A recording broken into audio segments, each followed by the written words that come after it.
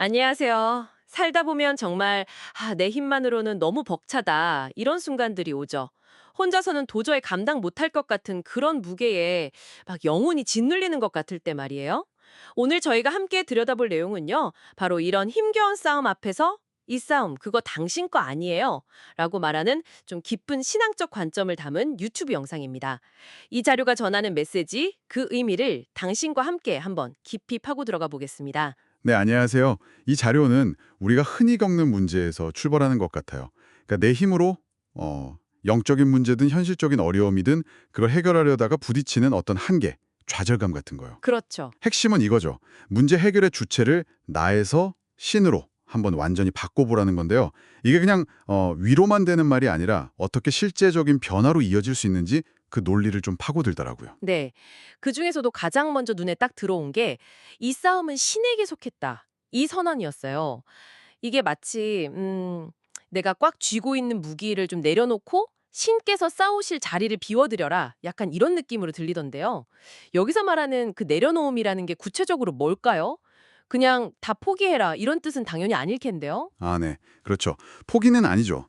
이 자료에서 말하는 내려놓음은요, 어떤 무력한 포기가 아니라 나의 한계를 딱 인정하는 거예요. 그리고 그 결과에 대한 통제권 같은 것을 신의 더 큰 계획과 능력에 의식적으로 맡기는 거죠. 이걸 적극적인 신뢰 행위라고 정의하더라고요. 적극적인 신뢰 행위요? 네.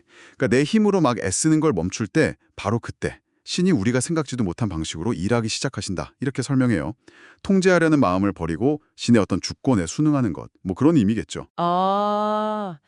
하지만 솔직히 그 고통의 한가운데서는 그런 신뢰를 갖는다는 게 정말 어렵잖아요. 당장 너무 아프니깐요. 그렇죠. 너무 어렵죠. 근데 자료에서는 또 이 고통이 그냥 나쁜 게 아니고 이게 때로는 신성한 도구다. 우리를 준비시키는 과정일 수 있다. 이렇게 말하네요.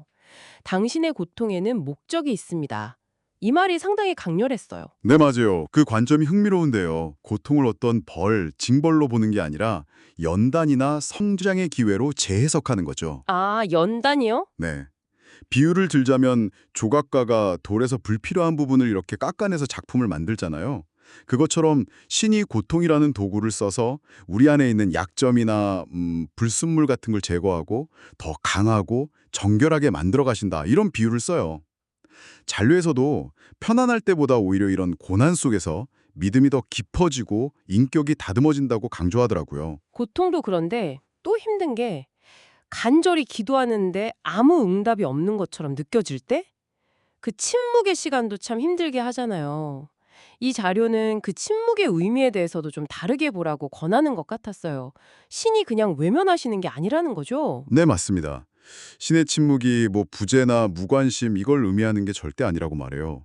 오히려 우리가 보지 못하는 곳에서 가장 깊고 중요한 작업이 이루어지는 시간일 수 있다. 이렇게 설명하거든요. 중요한 작업이요? 네. 마치 씨앗이 땅속에 있을 때 조용하지만 사실은 가장 근본적인 성장을 이루고 있는 것처럼요. 이 시간은 우리가 상황을 통제하려는 어떤 조급함을 내려놓고 정말 온전히 신을 의지하면서 인내하는 법을 배우는 그런 깊은 신뢰의 훈련 기간이다. 이렇게 이야기합니다. 인내하고 기다리면 정말 불가능해 보이는 그런 상황도 바뀔 수 있다. 이런 건가요? 자료에서 뭐 홍해를 가르고 사자굴에서도 살아남고 이런 성경 이야기를 예시로 들면서 인간의 상식을 뛰어넘는 신의 개입을 이야기하던데요. 네, 그게 핵심인 것 같아요. 문제의 크기나 뭐 현실적인 가능성, 이게 중요한 게 아니라 누구를 신뢰하느냐, 여기에 달려 있다는 거죠. 때로는 상황이 정말 완전히 절망적으로 보일 때까지 신께서 기다리시는 것처럼 느껴질 수도 있는데 그 이유가 어쩌면 그 승리가 오직 신으로부터 왔다는 걸 누구도 부인할 수 없게 명확하게 하시려는 거다. 이렇게 해석을 하더라고요. 와, 확실하게 하시려고? 그렇죠. 인간의 어떤 논리나 한계를 넘어서는 신의 능력을 믿으라는 겁니다. 그러니까 네 문제가 얼마나 크냐 이걸 보지 말고 너의 신이 얼마나 크신 분이냐 이걸 기억하라는 메시지죠. 음, 듣고 보니 결국 이 모든 이야기가 다시 내려놓음으로 돌아가는 것 같아요.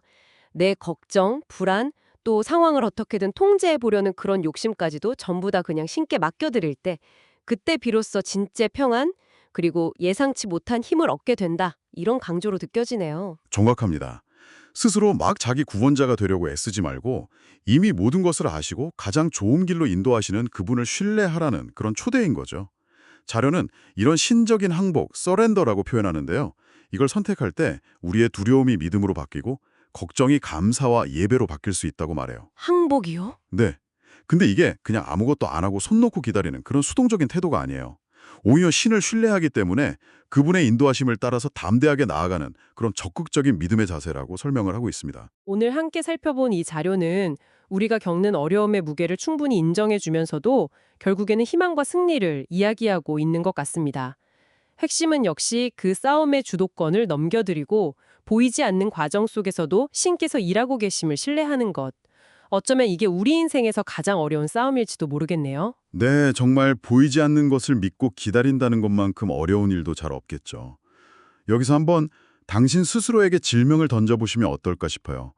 지금 당신의 삶에서 이건 정말 도저히 해결될 것 같지 않다라고 느껴지는 그런 불가능한 영역은 무엇인가요? 그리고 그 영역에서 내가 어떻게든 해보려고 꽉 쥐고 있던 그 통제하려는 손을 놓고 당장의 해답이 보이지 않더라도 그 과정을 신뢰하면서 온전히 맡겨드린다는 것. 그것이 당신에게는 구체적으로 어떤 모습으로 다가올 수 있을지 한번 깊이 생각해 보시는 것도 좋겠습니다.